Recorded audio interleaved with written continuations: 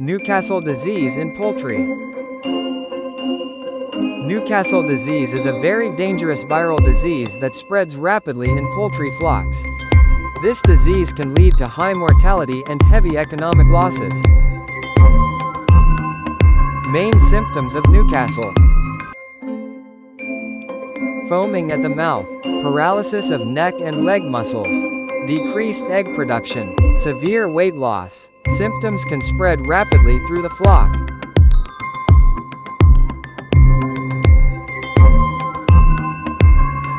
How to diagnose Newcastle.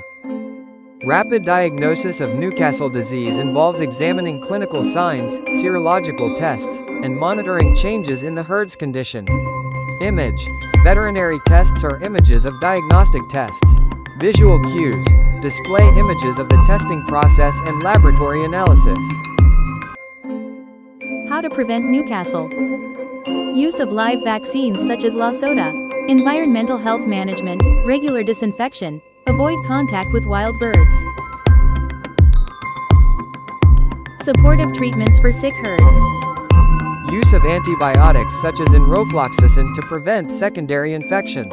Electrolyte supplements to maintain water and salt balance in the body. Guaifenesin to reduce respiratory secretions if needed. Environmental management for Newcastle disease prevention.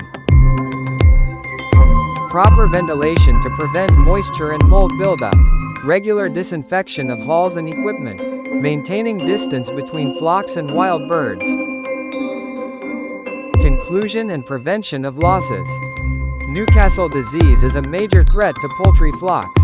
Prevention is better than cure. With vaccination and proper health management, the spread of this disease can be prevented.